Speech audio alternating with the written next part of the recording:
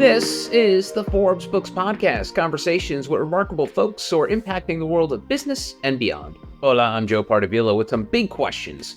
What is our purpose in life? How do we find meaning, success, and joy amidst the chaos?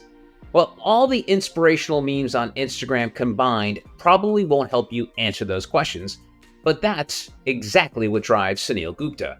Suneel knows firsthand the perils of losing one's inner compass, and now he's made it his life's work to help others avoid that struggle. His new book, Everyday Dharma, provides a practical guide to finding your calling. Suneel, welcome to the podcast. Joe, it's so good to be here. I'm glad you're here because I want to start by talking about my unusual relationship with Gandhi. As an 8-year-old boy, my parents dragged me to the movie theater to go see a 3-hour and 11-minute epic about the life of Gandhi. Yeah. And so, as you can imagine, an 8-year-old sitting through a 3-hour biopic about a person I had never heard about in my life, it was quite the experience. I ended up falling asleep at times. I was bothering people around me. So to this day, whatever, 40 years later, all I can connect Gandhi with is my painful movie-going experience. So talk to me about Gandhi and what he means to you, because obviously you mentioned him a bunch in the book. Were you dragged to the movies to go see the movie Gandhi with your family? I was. You were? Okay. I was. So let's date ourselves here, Joe. This was 1984. Ben Kingsley stars as Mahatma Gandhi, which would never happen today. But back in the day, they gave him brown face, and he became Mahatma Gandhi. And you know, my parents loved the movie, loved his work.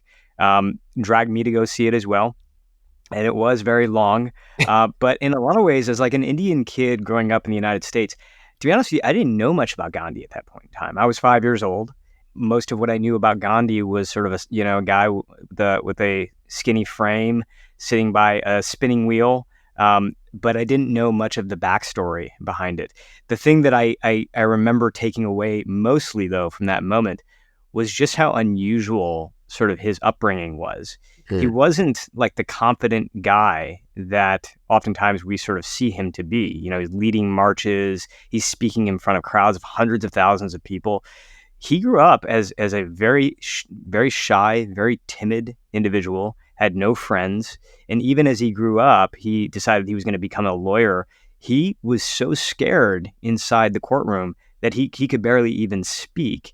There's a story about Gandhi literally abandoning the middle of a court case because his palms were getting too sweaty and he was sweating through his clothes. Wow. So he basically fled the scene, and he was never hired again as an attorney. So as an out-of-work attorney, he leaves India, goes to Africa to go see if he can find some work. And it's only there that he starts to see what's happening with apartheid and everything that was happening on the ground there, that he started to get involved as an activist.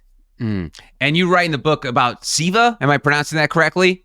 Yeah, Seva. Yeah, Seva. It's okay. It's Seva, but it's pronounced Seva. What's interesting about Everyday Dharma for me is I knew Gandhi was going to be a part of this book, because Gandhi in so many ways, I think, sort of embodies this idea of Dharma, right? Which is ultimately your inner calling and how you express what's inside of you to the outside world. So Gandhi was an obvious example. He carried around a copy of the Bhagavad Gita, which was one of the first places that the word Dharma really sort of came into modern lexicon, right? But what I didn't realize is that, you know, so many other people in the West adapted this idea of Dharma, from Jimi Hendrix to Toni Morrison to Viktor Frankl. I didn't realize that, but that still didn't mean that Gandhi was an important part of the book. And this chapter, Seva, is all about selfless service, right? And it's not selfless service in that, like, you shouldn't want to do good things for yourself. It's more that if we only make it about ourselves, that puts us on a fast track to burnout, right? So Picasso had this wonderful quote: the meaning of life is to find your gift, and the purpose of life is really to give that gift away. And again, that doesn't mean we have to work for free, but it is about identifying those things that really make us come alive, and then sort of switching the spotlight in some ways to, how do I now take this thing that I love to do, and how do I make it of some benefit to the people around me? Well, it's sort of like very, very, very old school servant leadership. I think so. Yeah, I think so. The only difference being that there is an internal part of this, which is really sort of, finding what I define in the book as your essence, your dharma, right? And the thing about your dharma that I think I've always confused by is that it's not this thing that you have to go out and find. It's something that's been with you all along, but oftentimes it just gets buried under mainly other people's priorities, other people's expectations, other people's judgments, to the point that sometimes we feel like we're walking a path that just doesn't seem like our own. And so the act of going back to your dharma is less about, leaving your job and joining a mission, or it can simply be by removing the layers that have gotten in its way. Michelangelo would look at a block of marble and he would say, the sculpture is already inside. I just need to simply chisel away at what's in its way. And Dharma works very much the same way. And how complicated is finding your Dharma now compared to Gandhi, 67 years ago? Because I wonder, because we talk about nowadays how much harder it is to live in terms of, obviously climate change and the amount of information that we can all ingest in a day that we never used to be able to do. Is it harder to find Dharma now, or is it just relative that now it's like, oh boy, it's impossible? I don't know how they did it back then, but right now it's impossible. There are certain things that will, I think, always sort of be something that we have to face when looking at our own Dharma. And I think one of those things is doubt, right? And the story of Martin Luther King in the book, the story of Gandhi in the book, the story of people who are everyday people, like a nurse who decided that she was going to use writing as a way to express her dharma, right, through patient paperwork. A story of a grocery clerk who wanted to be a painter and was able to bring those two things together.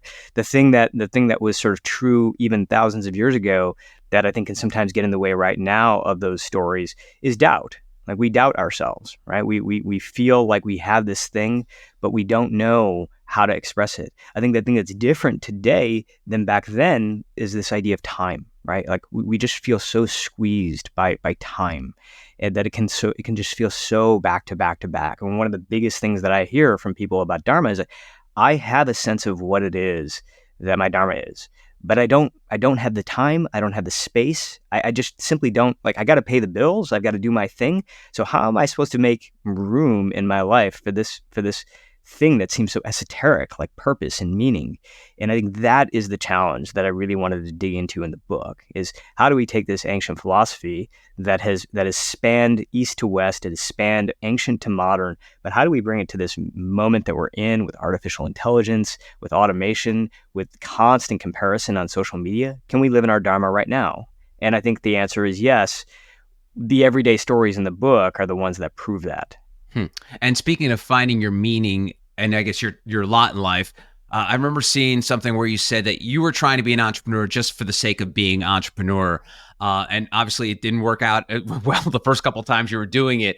But Is that part of that struggle of just, and it's funny too, Suneel, I have a running thread through this podcast where I like to say jokingly that I feel entrepreneurs are psychopaths. Like, they're glutton for punishments, why they would do this to themselves. Then you have these ultra psychos, the ones who are serial entrepreneurs who just do it over and over again. So talk to me about you finding your meaning while you were trying to become an entrepreneur, early in your life. Yeah, I mean, Joe, by the way, I see you very much as an entrepreneur, right? I mean, if you look at sort of the risks that you took early on in your life, I mean, you've been podcasting forever, right? And you were podcasting before podcasting was a thing, really. And before that, radio, like, you very much to me seem like somebody who tapped into his essence and found ways to express that. For me, I think the way that I sort of viewed the world was that if I could get rich, if I could get wealthy, that was somehow going to lead to meaning in my life, right? And that very much is a formula that I think, has been passed on to us generation by generations and generations. But the thing is that things are changing. Right? We do know that if you look at sort of the research that came out of Johns Hopkins in the 70s and 80s around mental health, it was showing this really interesting thread that people were starting to care much more about meaning than money. Now, that's not to say that we want to suffer. Like, we want to pay the bills, we want to be able to provide for our family, but beyond a certain threshold, we know that it has to be about something more than that. For me, I was still kind of part of the old formula, though. I was caught up in this idea that if I had like a successful company, if I was a successful entrepreneur, the kinds that I was like reading about in Forbes magazine, then one day I was going to find that lasting sense of happiness. And so a company after company I started, the first two failed, the third one worked. And that was great, but it didn't provide me at all with that lasting sense of happiness. I just kind of simply moved on to, all right, now like what's next? And then what's next after that? And I found this to be a theme, not just in my own life, because I really thought that I was broken. Like I felt like I was just incapable of happiness. But what I found is that there's a lot of research around this. Like Dr. Tal Ben-Shahar at Harvard University calls this the arrival fallacy. And the arrival fallacy is that we're going to hit this moment in our life where we have achieved enough followers, enough status, enough wealth, where now we're finally going to get to be happy. And that never really happens. We're subject to what neuroscientists call hedonic adaptation, which is that every time we hit a milestone, we hit a marker, the goalpost moves again, and we're going to think about what's next. Now, does that mean that we drop our ambitions and we stop striving? No, not at all. But what it does mean is that we sort of flip the equation a little bit so that instead of waiting for this moment in the future, we start to look for that moment right now. And that's what Dharma is really about.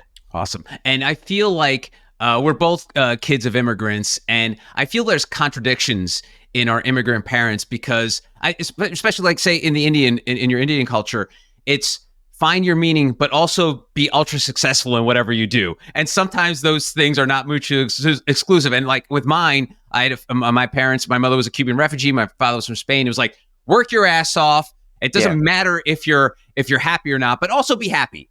So there's always all these contradictions in life that I think we don't really dig into until we're old enough to realize, what was being passed down through our DNA, whether it was literally through our DNA or through society. What do you think about those contradictions? Yeah, I mean, the contradiction for me as an Indian kid is that I would go into the temple and I would hear sort of these concepts like in Hinduism, which is to let go, right? Which is to sort of be free. And then like as soon as the temple doors swung open, it was like, take charge, be like gritted out, hustle hard, right? And so I felt trapped between these sort of two different cultures. And I think the confusion that I had was that I felt like I needed to choose one. And, so I'm like, I'm just going to embrace Western culture. I'm going to grit it out. I'm going to hustle hard. And then I burnt out in a really, really big way. And I was like, well, okay, that didn't seem to be the answer. But I think the deeper confusion was that I felt like I needed to choose one, right? It's either you're in this sense of inner peace or you're in the sense of outer ambition. And you got to choose one. The two of those things cannot coexist. What I realized is like that is not the case. In fact, inner well-being and outer performance are both essential for the success that we're looking for, right? We have to, in a certain way, I think, know how to tap into what matters to us in order to achieve the highest level of what we're going to do, right? Otherwise, I feel like what happens is what happened to me, which is you lose twice. You're working on something that doesn't actually matter to you, and because you don't care about it as much, you're not doing your best work, and you're probably not getting the best results. And you're a lot smarter than me, Suneel, so I'm going to ask you a tough question. Why is nuance so hard? Because like you were talking about, it's trying to get both sorts. Why can't there be that sort of gray area? And even today, when it comes to politics or society, everything's black and white. We've just completely forgotten nuance. And obviously, it's more heightened now because of the fact that we have so much information at hand.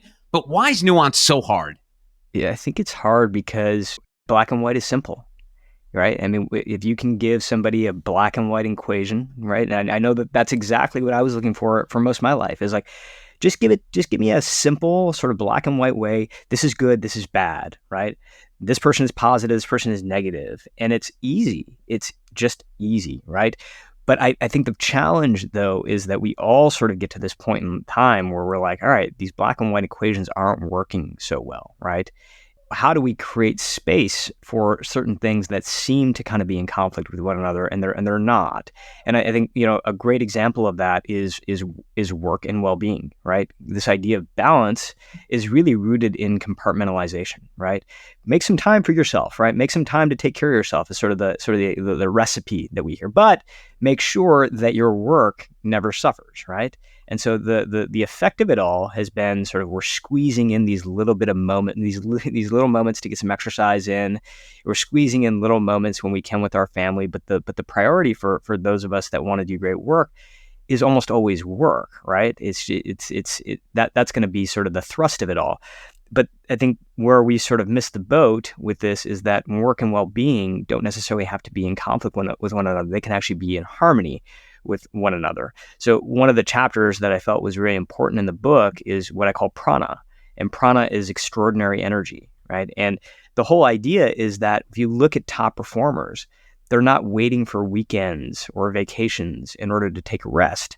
They're resting all of the time, right? In fact, the average high performer that we studied is taking somewhere around 8 breaks every single day, right? 8 focused, mini, deliberate breaks every single day. They're almost weaving in this idea of well-being into their work, almost to a rhythm of a band. And by doing that, what they're finding is that those folks are experiencing as much energy at the end of the day as they did at the beginning of the day, just by taking these rhythmic rests throughout.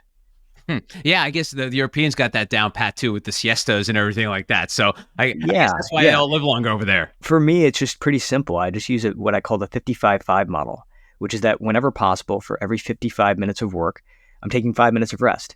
Not always possible. Sometimes it's literally 30 seconds. Sometimes it's literally just like taking a couple of breaths or putting my hand over my heart right before I walk into a meeting, right? Just to take that one moment. But whenever I can, I try to structure 55-minute meetings. I try to, if I'm sitting down for a block of work, I sit down for 55 minutes. And then that other 5 minutes is just like deliberate, focused, doing nothing, right? It could be sipping on a cup of coffee. It could be writing in my journal. It could be doing push-ups or sit-ups, but something that has nothing to do with work, something that's deliberately non-productive. And Suneel, another subject in the book that I want to touch upon, and again, I'm butchering all these names, but Upekkha, chapter 4. You got that. Oh, thank you. Comfort in the discomfort. And I bring this up because friends of mine have sent their first daughter to college for the first time. So it's the first time going away to schools, living with other people. And she really has difficulty with discomfort. And again, talking about now compared to the olden times, now you have kids going to school and college that for half of their high school life, they were sitting home, locked in their room, virtual learning, not being able to hang out with their friends.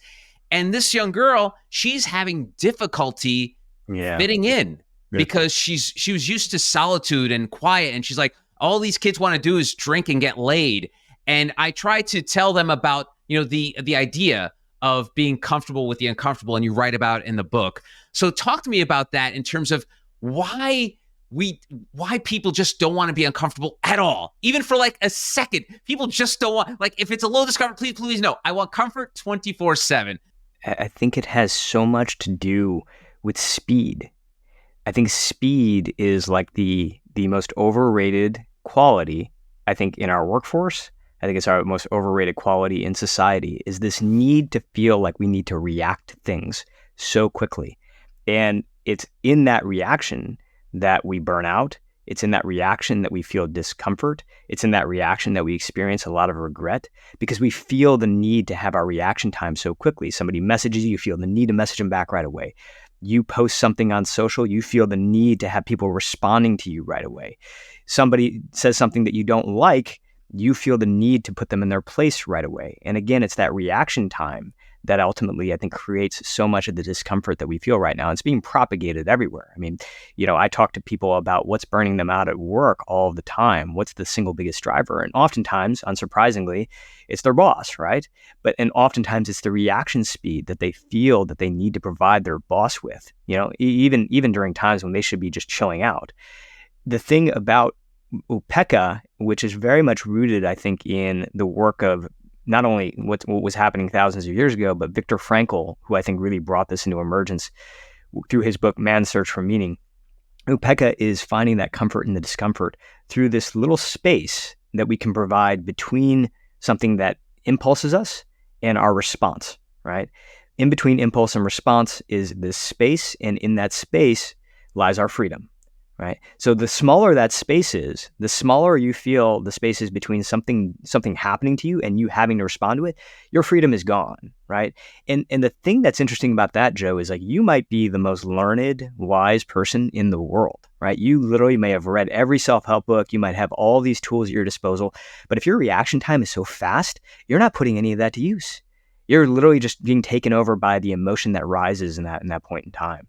So it may sound simple, not always easy, but being able to really practice on a daily level, finding these moments in between these things that impulse you, the things that trigger you, and how you respond to them is where we start to regain this sense of freedom.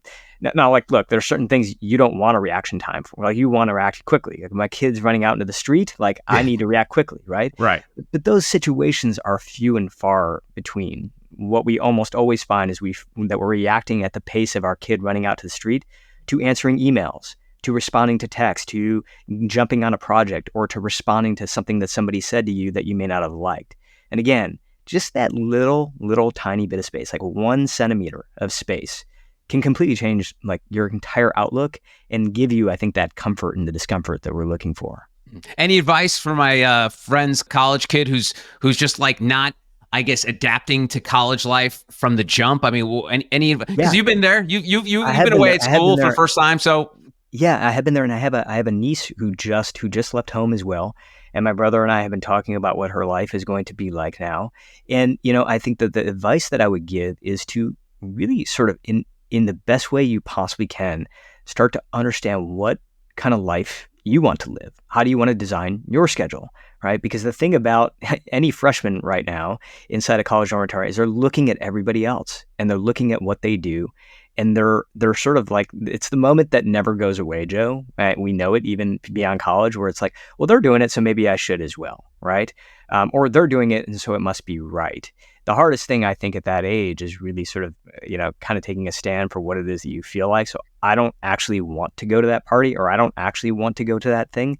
And so giving myself the sort of, I think, the permission to be able to say, let me kind of tune in here and figure out what it is that I want. And I think what that means is it means being okay with disappointing others, right? And that's, I think, probably one of the hardest things that I've had to learn, which is like, I am a pleaser. I want people to like me. I want people to be happy with me. And I know that about myself. And it's not something that I've eradicated. It's something that I've understood. Because I can now see how that tendency can make me want to walk a path that is not my own. And so if my niece and I were talking right now, she hasn't called me, by the way, but I'm gonna call her and like tell her, hey, I had this great conversation with Joe, which is like, tune into like what it is that you actually want and start practicing that, because it's something that even as well into your adulthood, you're going to continue to face. And the earlier you can start to kind of tune into that, I think the better prepared you're going to be for what comes next. It's almost like the self-awareness trap that we fall into. Like, we sometimes are terrible with self-awareness and don't realize like the good and bad that we're like. I know that I've become so good at listening to people's conversations, and when I know I'm not, I have like that moonlight share slap in my head where I'm like, snap out of it. You have to pay attention. So I'm more self-aware of that. There's other things I'm not self-aware of. And, going to your example of just being aware of like your surroundings and the fact that you yourself, you're a people pleaser. So you are aware of that sort of flaw in your system that you can pick it up whenever you're going too far. So that battle with self-awareness, I think is really, I think it all goes a part of, finding your Dharma, because it is all that sort of like mishmash, all the cells in your body that make it up, that there's certain things that you're going to be more aware of than others. And it's just finding those things. And I'm guessing for you, this self-awareness didn't come with the rip of a Band-Aid, right? It comes over time. And I think that's one of the things that I learned the most about Dharma is that it's not this sort of like big seminal moment, which sometimes we can sort of think about when we say purpose and meaning. Like, you're going to hit this eureka moment where you're like, oh my God, like this is it. Usually it doesn't work that way. Usually it's little gains. It's little bits of alignment. Dharma is the art of aligning who you are with what you do. The thing about that, though, is it may not happen tomorrow. It may not happen next year. But what can happen is that every time you even just align just a little bit more, right? You can bring a little more of who you are to your everyday. It starts to open up all sorts of things for you. People tell me, like, I experienced this. I was literally breathing easier, like physically breathing easier, when I started to feel like I was coming more into my Dharma. I think that's where we're all too hard on ourselves. I wrote a piece about this a little while back about like celebrating the small wins. Like, it's not every win is a Super Bowl or the Masters. It's like the little things like we should celebrate when like, hey, you done good. Like, my wife will make fun of me sometimes because I'll talk to myself when I'm editing something, and all of a sudden I'll just say like out loud in a quiet room, like, damn, you're good. And it's just me like sort of acknowledging, hey, you did good. And I feel like we just don't do that enough. Like, and of course, there's a fine line between being boisterous and egomaniacal, but I think we really need to celebrate these smaller wins, because as you know, in athletics, the small wins, you rack up enough of them, they turn into big wins. I think it's so true. One of the chisels when we were talking about this, to get back to your essence, get back to this Dharma, is what I call identifying the bright spots, right? The bright spots in our day. And what that means is that even if you're in a job that you don't really like all that much, what are the little sort of tiny diamonds in the rough that actually do give you some joy? And tuning into those, because we get really good at dismissing those moments. Like for you, being able to call that out to yourself, I love that. Like, you did great there. And because when we start to tune into these bright spots, what that starts to serve as is like these little portals to what is our essence, right? What is it? What is that thing that's really making us come alive? Like for me, I was a tech entrepreneur, but I knew I was starting to really come to terms with the fact that my Dharma was to tell stories. Right. Now, those are two very different things, right? I was operating. I had a team. I was day to day working inside Asana and project management tools, but I like to tell stories. And so when I realized that, I was like, no, I can't hey, I'm not going to quit this company. I'm not going to fold the company for that reason. But what I started to do is started to figure out how this persona of being a storyteller could really enter into my day to day. And the way that happened was by me making it a priority to start talking to customers, talking to people who had been using our product. We did one-on-one health coaching, talking to them, understanding their story. Who were they? Who did they love? What did they care about? And how did getting into a little bit better health actually change their life? And really digging into the emotion behind that story. And then in some ways serving as a bridge between that customer story and my team. So I would take it upon myself every time we had a meeting to say, hey, I talked to so-and-so. They live in, New Brunswick, New Jersey, and they were suffering in this way. They had arthritis, and they ended up cleaning up their diet, and their joints feel so much better. And this woman took her first hike that she had taken, and she loves to hike, but she took her first hike in years, right? And telling those stories ended up being the way that I came alive as a tech entrepreneur. And the point of it all, Joe, is that we sometimes think that in order to find our purpose and our meaning, we have to quit our job.